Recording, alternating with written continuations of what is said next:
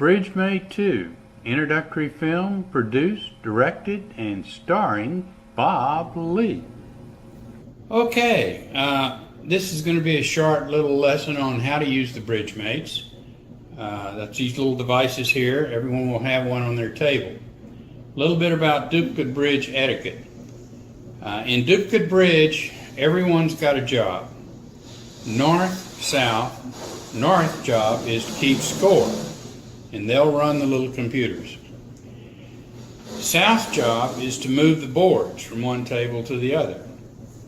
East-west has to verify the scores, and east-west moves at the end of a round. So that's what everybody's job is. The Bridgemates are little computers that are connected up to the big computer. They're little data entry devices, really. They're connected up to the big computer. And you can see on here the keys that are available. There's no key to turn it on. To turn it on, you just hit the OK button, and it will come up and say Bridgemate 2. The other buttons on here are pretty self-explanatory. You're going to enter contracts like 6 no trump or 3 spades, so on and so on. Enter north-south or east-west. The first thing you're going to do is enter your ID numbers, and I'm going to show you how to do that right now. Okay, we're ready to start a new game. The director has told us to enter our names, and the first thing you need to know about the Bridgemates is there is no on-off button. It's on all the time, and all you have to do to bring up the screen is hit the OK button. So the first thing we do is hit the OK button, and it tells us we're Bridgemate 2, OK to start, good. So it tells us we're Section A, Table 1. Good, we hit OK again, and it wants to know North's ID. So I'm going to put in North's ID now, which is 1, 2, 3, 4, and say OK. Now it says what's South's ID. In this case it's 1, 2, 3, 6. And I'm going to say OK again. Now it wants to know East, which is 1, 2, 3, 7. Okay. And now it wants to know West, which is 1, 2, 3, 8. 1, 2, 3, 8. Okay. Now it comes up and finds the players' names associated with their numbers, and it tells you who's playing this table. In this case, it'll be Barack and Michelle Obama against Hillary and Bill Clinton. So press OK to accept those players. Alright, now it's telling us that we're going into round 1 and boards 1 and 2. Now this will be different depending on which kind of movement we have, whether we have a Mitchell or a Howe. Those numbers will differ somewhat, but you get the idea. So here we went off, we'll hit OK, that turns us back on, and it tells us who we're playing. It says board 1. I keep hitting OK until it says what's the contract. Now after the bidding is complete, North will enter the contract. In this case I'm going to say they bid 2 hearts, and it wants to know where, and I'll say it's in the south by hitting the button here and say OK. Now after the play is complete, we can come back and enter the results. In this case, let's say they made it. Let's say they went down 1. That's even better. If they made it, we would just put 2 in there. Or if they made 3 tricks, we'd put 3. 4 tricks, we'd put 4, and so on. Now, if they go down, what you do is you put how much they went down. In this case, they're going to go down 1. So I'm going to hit the minus sign, minus 1, and say OK. All right, so it tells me that east-west made 50 points. And it wants east-west to accept the score. If north has put it in right, east-west has the option to look at it and make sure it's right. Now the accept button is up on the top. It's right here. Not the OK button, but the accept button is here. So east-west will look at it and they'll hit accept, and it says entry complete.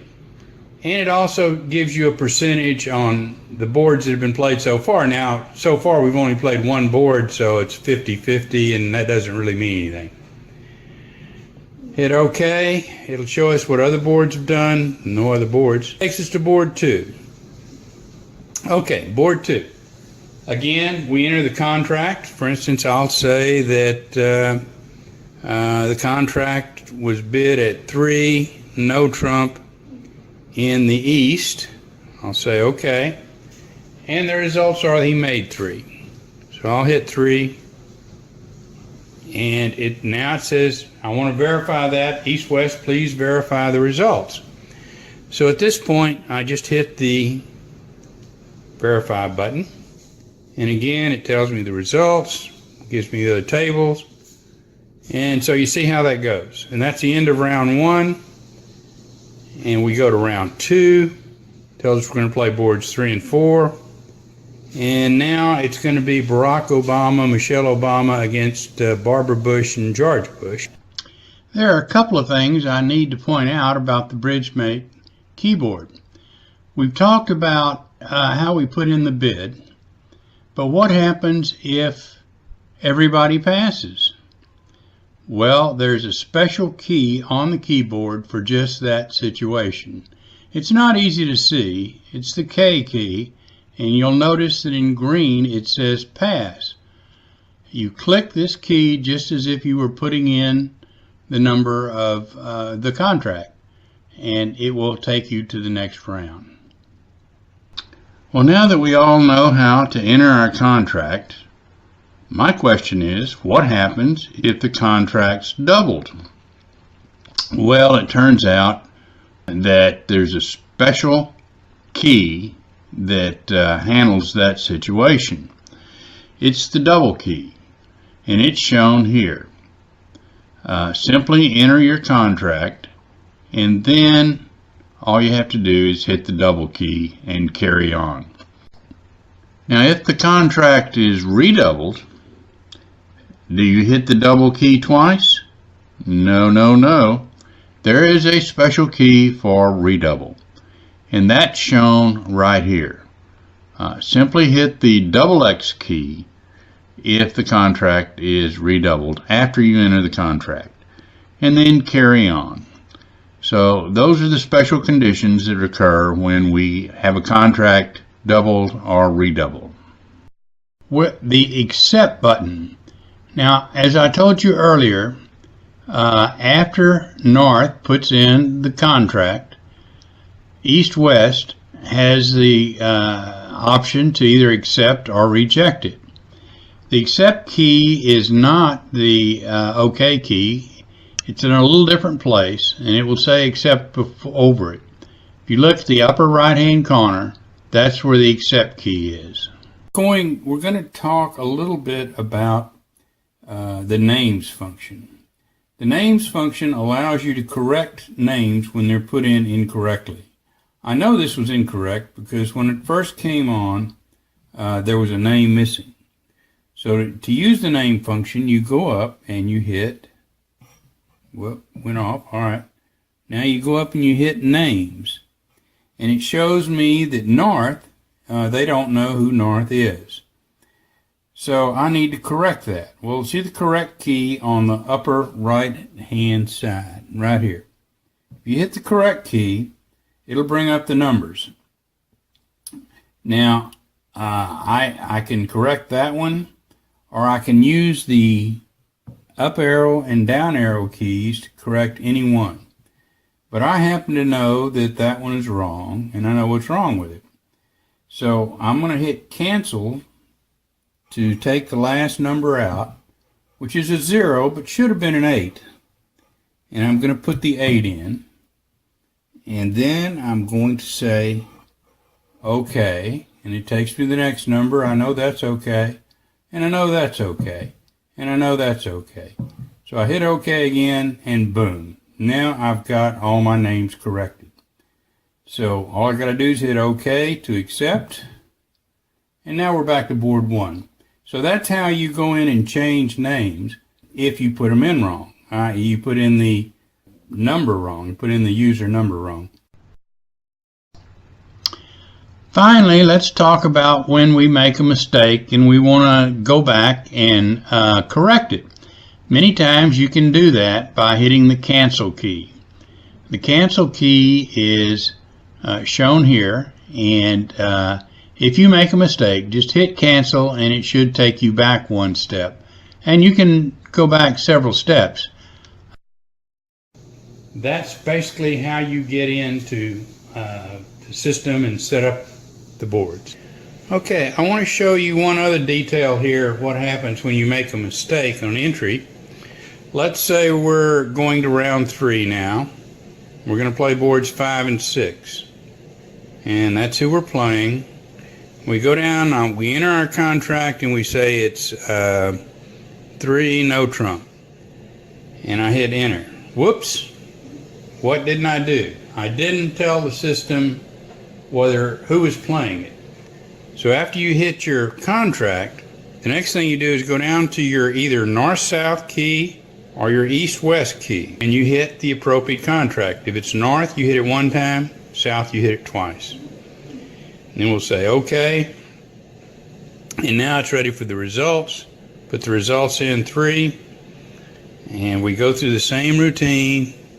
Accept it, complete, and we're going to board 6. This contract will be 2 clubs.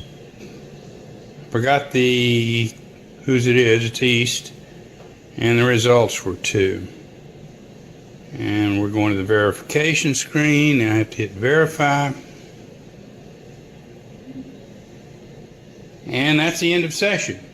Now, end of session, you've got a couple of options here. One is you can pick up the rank and see where you are.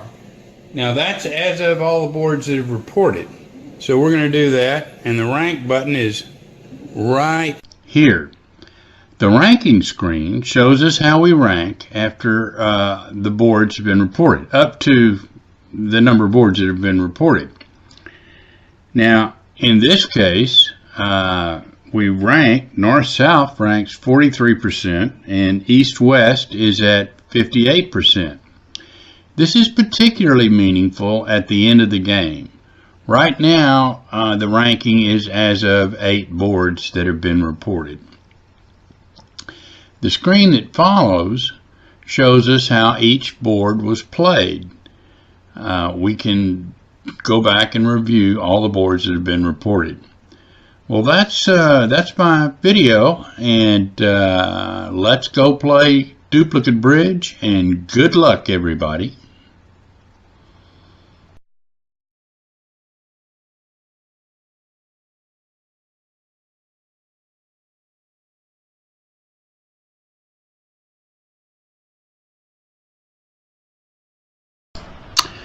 This will be a short video on bidding boxes and how they work.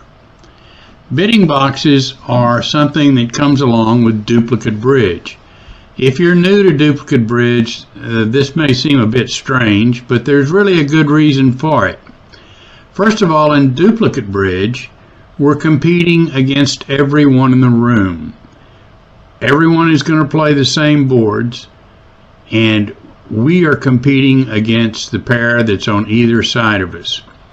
So we don't really want them to hear our bids, because that would give them some insight as to what the boards are and help them beat us. Bidding boxes were created to prevent this from happening. The way they work is that we simply, instead of saying our bid, i.e. 2 hearts, we pull the card that's marked 2 hearts. But before we get into that, I want to go over some really basic stuff with the bidding box, how to get into them and such, and what each of the cards mean. When you first sit down at the table, the bidding box is folded up neatly into a little square. Now this is the new style bidding boxes that I've gotten here, and they're a little different from older bidding boxes. Their main advantage is that they are square and they do stack flat. If you look at the bidding boxes, you'll see there is a slight indentation on one side, and there are instructions as to how to open them. Now those instructions are woefully hard to see because they're the same color as the bidding box, but here they are. What you do is you put your finger in and you pry up and the bidding box will open. This is the way that we open our bid box. If you see this little notch here, what you do is you come in, hold this down with your thumb, click that open. Now, you just bend this so that those cards pop up and push this end down, it snaps, and the bid box is open. When you unpack your box, one of the nice things about these boxes are there are 3 places for cards. The pass, the double, and the redouble go in the first slot. The bid cards go in the second slot. And the stop and the alert cards are usually put at the very back because they're not used very often. When we are bidding out of the bid box, it turns out there is a nice way to lay the cards out. And I'm going to show you what that is right now.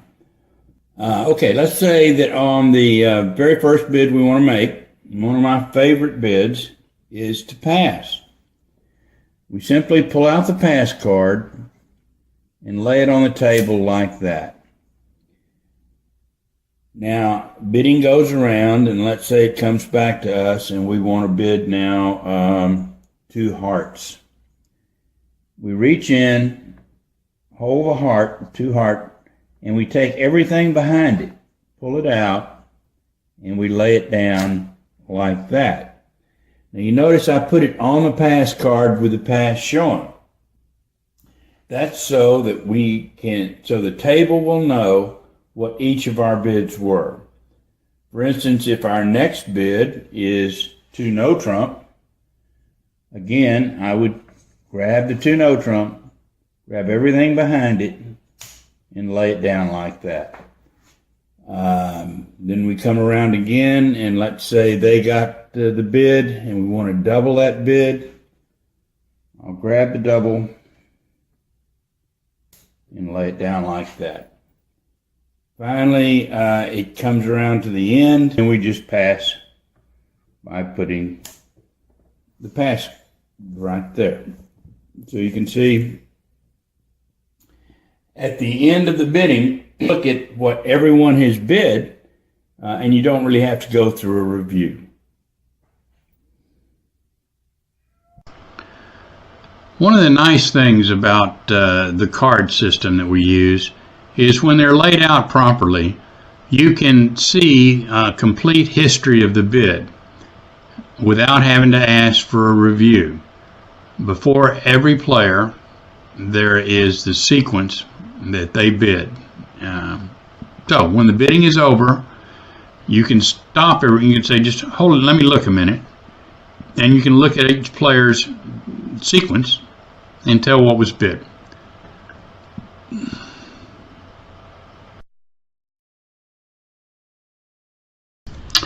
Well, that's it, everybody. I want to thank you for taking the time to watch this video, and let's all go play bridge. Good luck, everybody. Hand records. I want to spend a few minutes talking about hand records and why we keep them and how you fill them out. Most duplicate players will keep a hand record of the game for their own use. In tournament play, South is expected to keep a hand record so that if there are any questions, the director can refer to the written record of play. Also, in tournament, you'll get a sheet after the game showing the best way to play each hand. And it's fun to compare that against your hand record. The hand record sheet looks like this. There are places for 30 boards to be recorded. And we'll go through each slot and show, not all 30 boards, we'll do it on one board or two, but we'll show you where you record each item. Most folks will fold a sheet in two, as it makes it easier to handle, and we're only going to work with one side at a time, so just fold your sheet in two and you'll be okay. I'm just going to show a small portion, but it will show what one record will look like. The first thing we need to do is put our pair number. Our pair number is shown in the upper left-hand corner.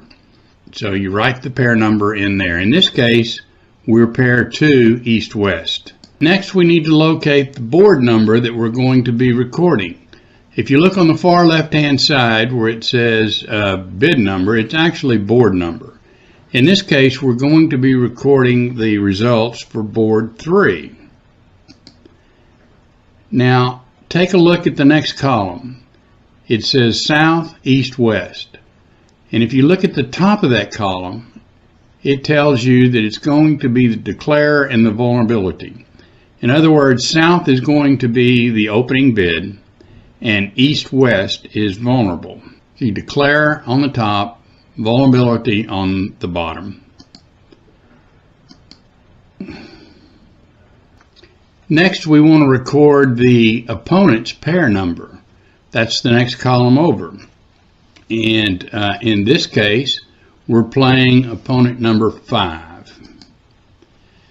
Then we want to record the contract and who won the contract.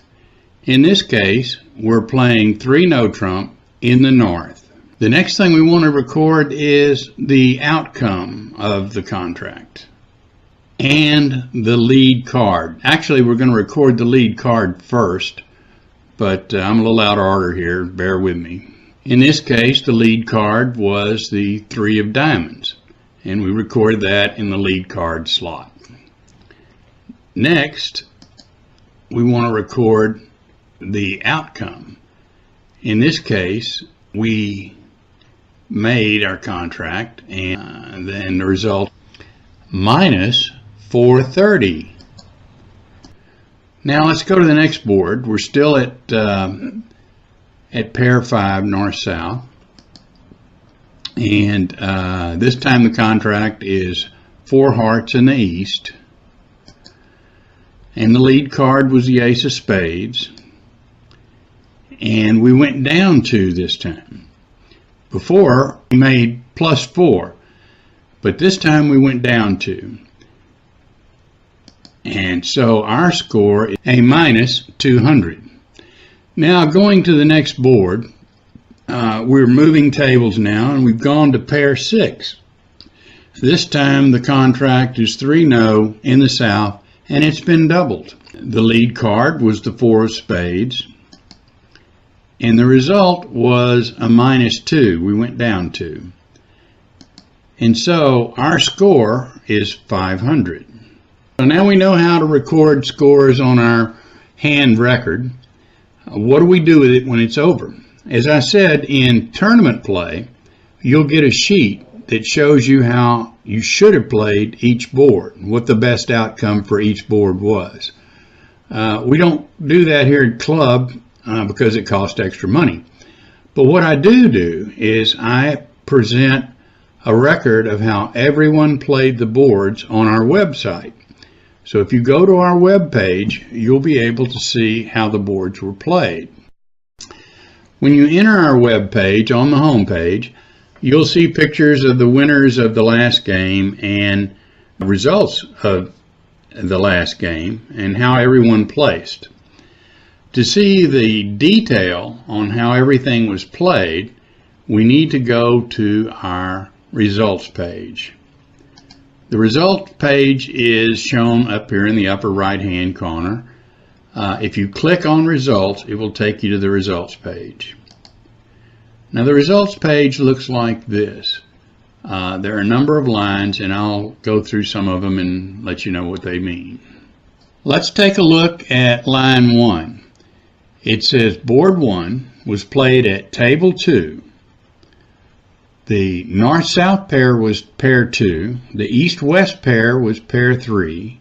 The lead card was the Queen of Diamonds. This was in round 7. The bidder is 2 north, and the bid is 2 spades. And the result was they made 3. So for each round, that's recorded for every board, for everyone who played it, and you can look at that and find where your board was, and you can also compare it to how other people played. I hope this video has been useful. Let's go play bridge.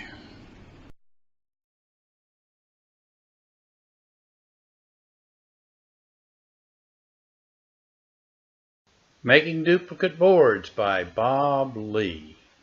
Okay, we're going to show you how to make hands now. This is fairly straightforward. If you take a look at what the sheet looks like here, is it shows all the hands for the board, with north being at the top, south at the bottom, and east being on the right and west on the left. The reason we're doing this is really twofold. One, if somebody comes to me in the middle of the game and says, "Hey, Bob, I've got 3 cards in one hand and no cards in the other, or less cards in the other, what do I do?" All I can do is randomly redistribute, and that's not good. But this way, I'll have a map of how the deck should have been, and I'll be able to rearrange the cards just as everyone else has played them. Secondly, I'll be able to produce, at the end of the game, a sheet that shows every board and the best way it could be played.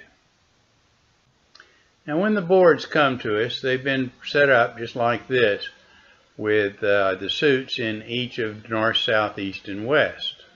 You'll be given a sheet that has the same number as the board number we're going to be working on. North will position the sheet such that the north is at the top of the sheet. Now I want to concentrate on north's hand. To speed this up a little bit, I'm going to do what north would do when it gets its cards. Here you see when north pulls its hand and spreads it, it looks pretty much like this. Now looking at the sheet, we see that north needs the ace, 10, 9, 8, and 3 of spades. So we'll pull those out of the cards that he has and lay them on the table. North now passes the rest of the cards to his right. Now let's look at what east needs. East has hearts, and it needs the jack 10. So east pulls the jack 10 for itself, and it passes the rest of the hearts on to south. Now south has clubs, and if we look at what they need, he needs the ace, 10, 8, and 7 of clubs. So he pulls those clubs, the 10, 8, 7, and ace, and passes the rest of the clubs on up to east. East has diamonds, and he needs the ace, queen, jack, 8, 7, 6, and 4 of diamonds. So he pulls those diamonds and passes the rest of the diamonds on to north. Now north doesn't need any diamonds, so he just passes them on and waits for the next set. North simply takes these diamonds and passes them off to west and waits for the next set. Next he'll receive clubs. He needs the king, jack, 9, 6, and 3 of clubs. So he pulls those from the deck and passes it on to the next guy. The last set that north sees will be hearts, And in fact, they'll be the hearts he needs. In this case, he needs the Ace, King, 9. And those are the only hearts left. All the rest of the cards have been taken. Well, that's the way we make boards. You'll notice that after 4 rounds, all the cards are dealt correctly, and the board is made. And once we make all the boards, we're ready to pass them on to the appropriate players and start the game. Thank you so much for your attention, and I hope you have a good game.